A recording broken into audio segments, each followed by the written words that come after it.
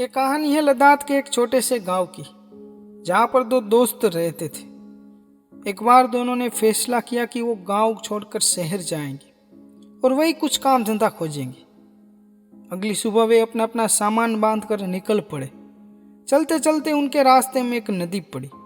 ठंड अधिक होने के कारण नदी का पानी पूरा जम चुका था। जमी हुई नदी पे चलना आसान नहीं था। पांव फिसलने पर गहरी चोट लग सकती थी। इसलिए वो दोनों इधर उधर देखने लगे कि शायद नदी पार करने के लिए कोई पुल हो, पर बहुत खोजने पर भी उन्हें कोई पुल नजर नहीं आया। पहला दोस्त बोला, हमारी तो किस्मत ही खराब है, चलो वापस चलते, अब गर्मियों में शहर के लिए निकलेंगे। नहीं, दूसरा दोस्त बोला, नदी पार करने के बाद शहर थोड़ी दूरी पर है और हम अभी शहर जाएंगे। और ऐसा कहकर वो धीरे धीरे आगे बढ़ने लगा। अरे क्या कर रहे हो, पागल हो गए हो, तुम गिर जाओगे, पहला दोस्त चिल्लाते हुए बोल ही रहा था कि दूसरा दोस्त पैर फिसलने के कारण गिर पड़ा। कहा था ना मत जाओ, पहला दोस्त चलाते हुए बोला। दूसरे दोस्त ने कोई जवाब नहीं दिया और उठकर फिर आगे बढ़ने लगा। 1 2 3 4 कदम चला और 5 कदम पर वो फिर गिर पड़ा।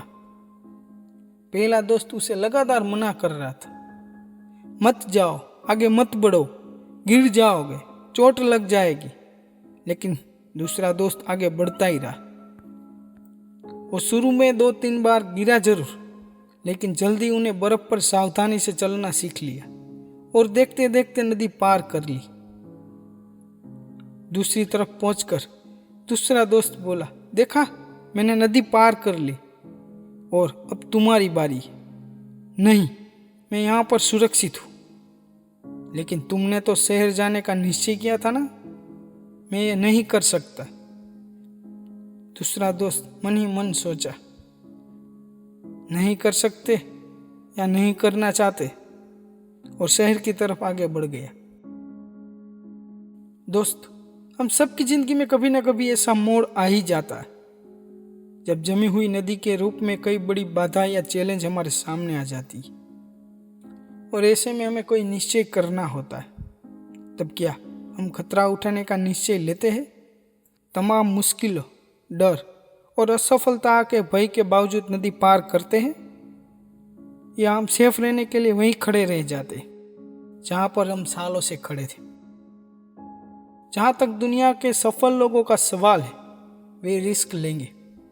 अगर आप नहीं लेते हो तो हो सकता है कि आज आप बिल्कुल सुरक्षित हो, आपके शरीर पर एक भी घाव ना हो, लेकिन जब आप अपने भीतर झांक के देखोगे तो आपके अंदर जरूर कुछ ऐसे जख्म दिखाई देंगे जो आपके द्वारा अपने सपनों के लिए कोई प्रयास न करने के कारण आज भी हरे होंगे।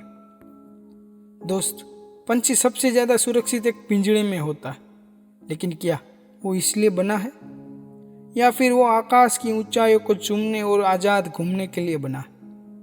फैसला आपका है। आप पिंजरे का पंछी बनना चाहते हो या खुले आसमान का? धन्यवाद।